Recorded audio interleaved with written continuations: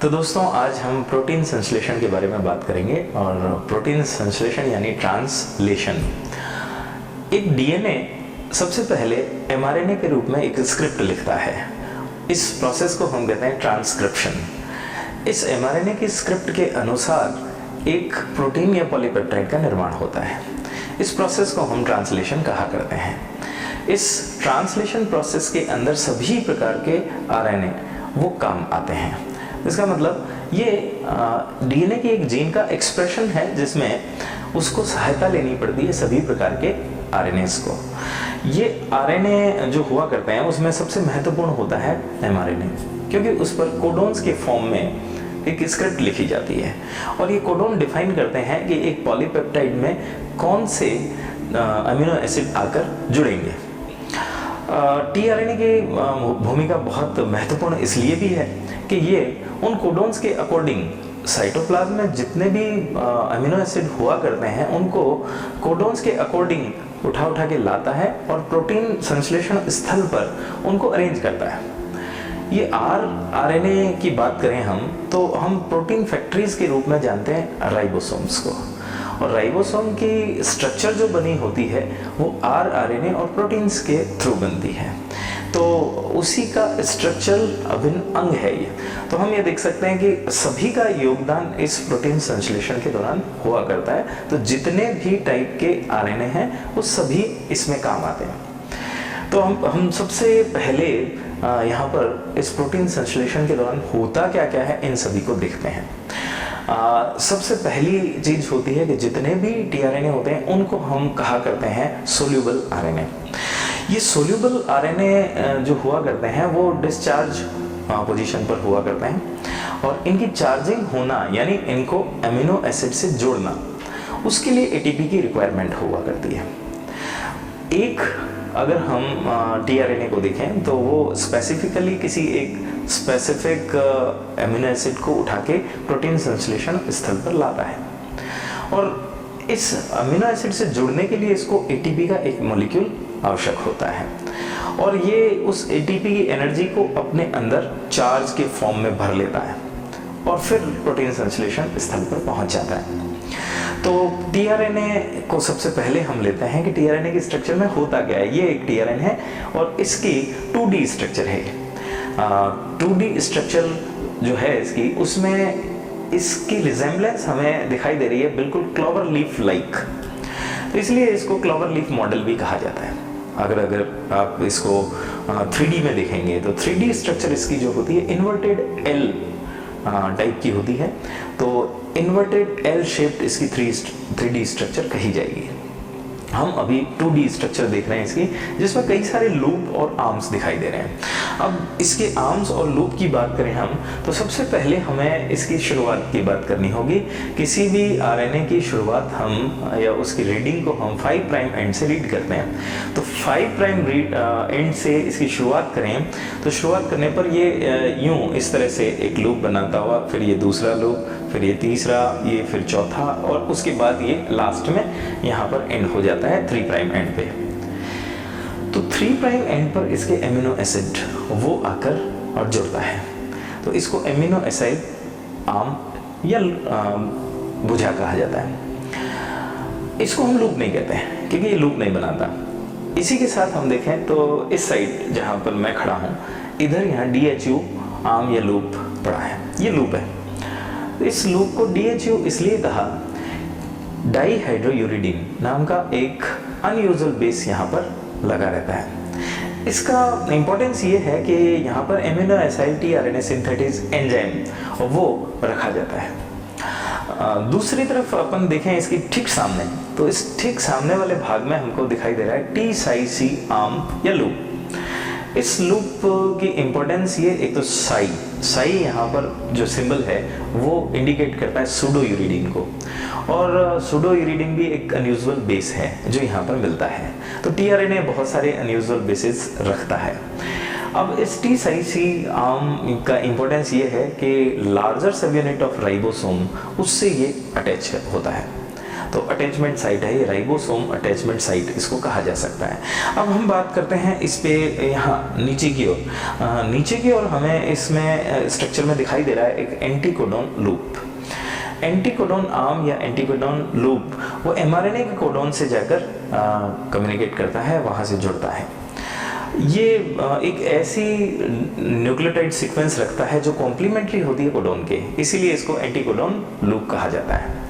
एक variable arm और दिखाई दे रही है इसमें, जिसके अंदर न्यूक्लियोटाइड का नंबर वेरिएबल होता है, इसलिए इसको वेरिएबल आर्म कहा जाता है। तो ये तो सब टीआरएनए की स्ट्रक्चर हुई। ये टीआरएनए जो है वो अभी डिस्चार्ज्ड है। जब इसको चार्ज होना होगा तो सबसे पहले हम ये देखेंगे कि इसकी चार्जिंग हुआ करती है, और उस चार्जिंग में अमीनो एसिड टीआरएनए से जुड़े उससे पहले एक काम करता है। टीआरएनए का जो amino acyl tRNA synthesis enzyme है वो और एटीपी के साथ पहले अमीनो एसिड एक कॉम्प्लेक्स बनाता है। उस कॉम्प्लेक्स को हम कहा करते हैं amino acid AMP enzyme complex. इस कॉम्प्लेक्स में जो एटीपी है उसके दो फॉस्फेट मॉलिक्यूल वो अलग हो जाते हैं पायरोफॉस्फेट के रूप में।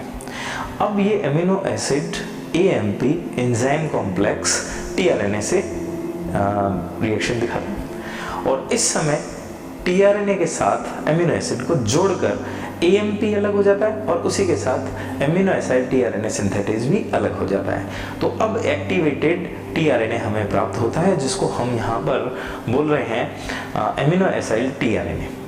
तो अमीनो एसाइल टीआरएनए का बनना ही उसकी चार्जिंग या एक्टिवेशन है। अब ये चार्ज्ड अमीनो एसिड जो है प्रोटीन संश्लेषण स्थल पर पहुंचेगा। प्रोटीन संश्लेषण की शुरुआत, क्योंकि अगर प्रोटीन संश्लेषण को हम कहें तो 3 स्टेप में ही कंप्लीट होता है। पहला स्टेप कहलाता है इनिशिएशन, आरंभन। दूसरा स्टेप इसमें कहा जाता है दीर्घीकरण या इलोंगेशन, और तीसरा टर्मिनेशन।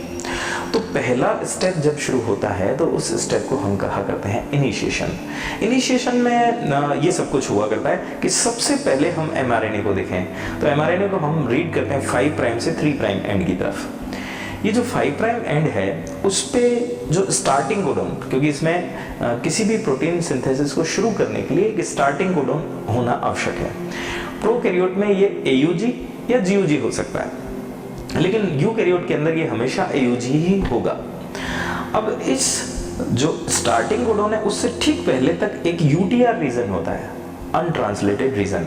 ये बहुत इंपॉर्टेंट है, हालांकि इसका ट्रांसलेशन नहीं हुआ करता, लेकिन फिर भी इंपॉर्टेंट है। क्यों इंपॉर्टेंट है? क्योंकि इस जगह एक सीक्वेंस होती है जिसको हम कहते हैं शाइन-डेल-कार्नो सीक्वेंस। ये शाइन-डेल-कार्नो सीक्वेंस जो राइबोसोम की स्मॉलर सब यूनिट है जो अभी आई है और अब इससे जुड़ने वाली है, तो उसके 16S rRNA से रिकॉग्नाइज की जाती है। तो जब तक हम ये देखते हैं कि UTR नहीं होगा तब तक ये स्मॉलर सब यूनिट ऑफ राइबोसोम इस mRNA से नहीं जुड़ेगी। तो हम ये कह सकते हैं कि UTR का होना बहुत महत्वपूर्ण है इधर। ऐसा ही एक UTR 3 प्राइम एंड, जहां पर अब लास्ट में हम देख रहे हैं कि एक UAA या UAG या UGA स्टॉप कोडॉन है, उसके बाद एक और रीजन होता है जिसको हम UTR रीजन कहा करते हैं। वहां पर भी हम देखते हैं कि उसका एक इम्पोर्टेंस है, वो हम बाद में बात करेंगे। अभी हम बात करते हैं कि इनिशिएशन के लिए सबसे पहला स्टेप ये होता है कि स्मॉलर सब यूनिट ऑफ राइबोसोम, जिसको हम यूकैरियोट्स के अंदर 40S राइबोसोमल सब यूनिट कहते हैं और प्रोकैरियोट के अंदर 30S राइबोसोमल सब यूनिट कहते हैं, वो आकर mRNA के 5 प्राइम एंड की तरफ जुड़ती है।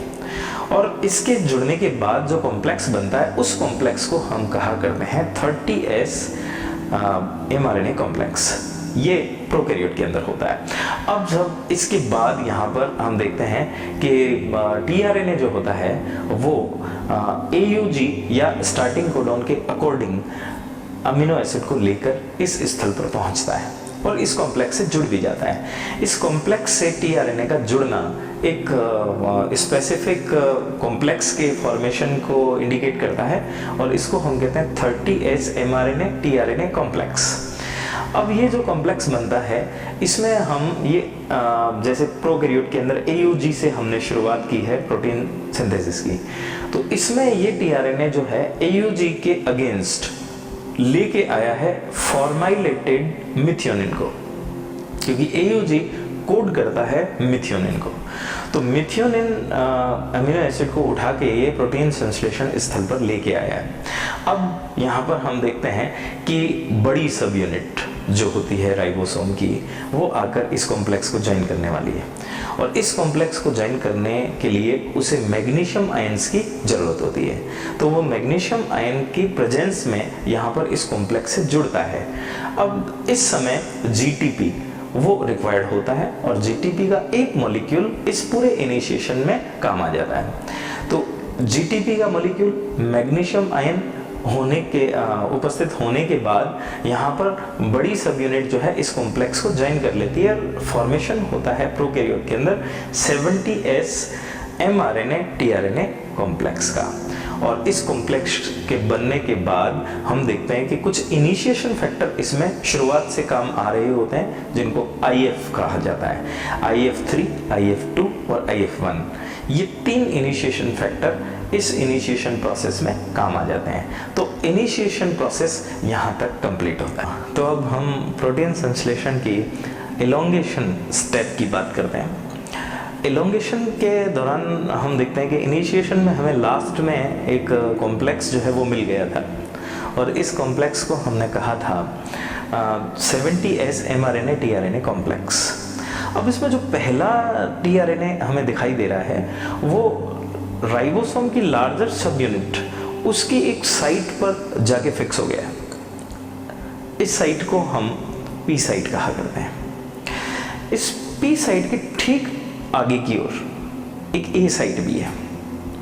P साइट को पेप्टिडिल साइट कहते हैं, और A साइट को एमिनो एसाइल साइट कहा करते हैं। अब ये A साइट के सामने mRNA का दूसरा कोडोन है, उसके अकॉर्डिंगली एक आने वाला अगला tRNA अमीनो एसिड को उठा के लाएगा। तो एलोंगेशन में सबसे पहले अब A साइट को भरा जाएगा, और इस A साइट को जैसे ही इस tRNA द्वारा नेक्स्ट आने वाले tRNA से भरा जाता है, तो 2 चार्ज्ड tRNA यहाँ पर पास पास स्थित हो जाते हैं। नया आने वाला tRNA जब आता है तो उस आने के लिए यहाँ पर इस कॉम्प्लेक्स से जुड़ने के लिए उसे एक GTP का मॉलिक्यूल आवश्यक होता है। तो यहाँ एक GTP काम आता है। अब 2 चार्ज्ड tRNA एक एक अमीनो एसिड को लेकर और पास पास स्थित हो गए। दोनों के जो अमीनो एसिड होते हैं उनके बीच में अब पेप्टाइड बॉन्ड बन जाता है, और इस पेप्टाइड बॉन्ड को लार्जर सब यूनिट में स्थित 23S RNA, जिसे हम राइबोजाइम कहा करते हैं, इस राइबोजाइम के द्वारा कैटालाइज किया जाता है। तो पेप्टाइड बॉन्ड का बनना यहाँ पर 2 एमिनो एसिड के बीच में, वो एक राइबोजाइम जिसको हम पेप्टिडिल ट्रांसफरेज भी कहते हैं, उसके द्वारा कैटालाइज किया जाता है। और ये वास्तव में RNA है जो 23S RNA प्रोकैरियोट में कहलाता है। अब यहाँ पर जब पेप्टाइड बॉन्ड बन गया तो बनने पर राइबोसोम पूरा का पूरा इस mRNA पर खिसकता है, और ये खिसकना होता है 3 प्राइम एंड की तरफ। इस प्रोसेस को कहा जाता है ट्रांसलोकेशन, और इस ट्रांसलोकेशन में फिर से एक GTP रिक्वायर्ड होता है। अब जैसे ही ये पूरा राइबोसोम mRNA पर खिसकेगा 5 प्राइम एंड से 3 प्राइम एंड की तरफ, तो जो पहला tRNA था जो यहाँ पर मिथियोनिन को लेके आया था, वो यहाँ इस कॉम्प्लेक्स को छोड़ देगा, और इसको छोड़ने से P साइट खाली हो जाएगी, और उस P साइट में सेकेंड tRNA आकर शिफ्ट हो जाएगा। तो वो शिफ्टिंग जो है वो ट्रांसलोकेशन कहलाती है, और इस ट्रांसलोकेशन के अंदर एक GTP और रिक्वायर्ड होता है। अब इसकी शिफ्टिंग के कारण A साइट जो राइबोसोम की होती है, राइबोसोमल लार्जर सब यूनिट की A साइट, वो खाली हो जाती है, और वो खाली होने पर अब उसके सामने आ जाता है तीसरा कोडोन mRNA का। उस कोडोन के अकॉर्डिंग अब नया tRNA किसी एक एमिनो एसिड को आगे लेके आएगा। जैसे ही वो tRNA अमीनो एसिड को लेकर A साइट पर आएगा, फिर से एक GTP रिक्वायर्ड होगा, और अब 2 charged amino acid, 2 charged tRNA फिर से पास पास आ गए। और पास पास आने पर हम देखेंगे कि जो पी साइट पर उपस्थित टीआरएनए है और ए साइट पर उपस्थित टीआरएनए है, उनके एमिनो एसिड के बीच में फिर से पेप्टाइड बॉन्ड बनता है। पेप्टिडिल ट्रांसफरेज फिर काम आता है और काम आने पर यहाँ पर पेप्टाइड बॉन्ड बन जाता है।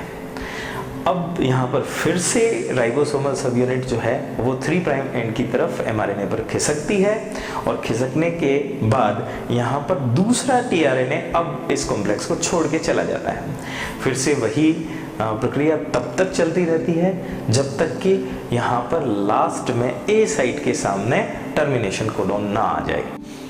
अब हम प्रोटीन सिंथेसिस के टर्मिनेशन प्रोसेस के बारे में बात करते हैं। टर्मिनेशन उस समय होता है जब राइबोसोम एमआरएनए पर खिसकता हुआ 3 प्राइम एंड की तरफ जाता है और एक ऐसी पोजीशन पर आ जाता है जहां पर राइबोसोम का जो ए साइट है वो एक स्टॉप कोडोन के सामने आ जाता है। अब स्टॉप कोडोन के सामने कोई भी टीआरएनए अमीनो एसिड को लेके आने वाला नहीं है। इस समय एक रिलीजिंग फैक्टर आके और ए साइट पर इस कोडोन या टर्मिनेशन कोडोन के सामने आ जाता है और सामने आने पर एक जीटीपी की एनर्जी लेकर इस पूरे संकुल या कॉम्प्लेक्स उसको नष्ट कर देता है।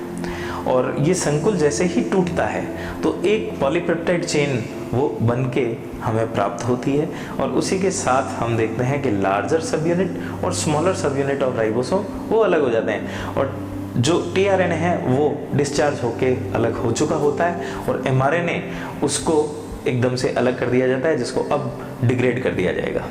तो ये संपूर्ण प्रोसेस जो है इसका टर्मिनेशन स्टेप है जिसमें हमें लास्ट में एक प्रोटीन या पॉलीपेप्टाइड चेन मिल जाती है और इस प्रकार से प्रोटीन संश्लेषण प्रक्रिया पूरी होती है।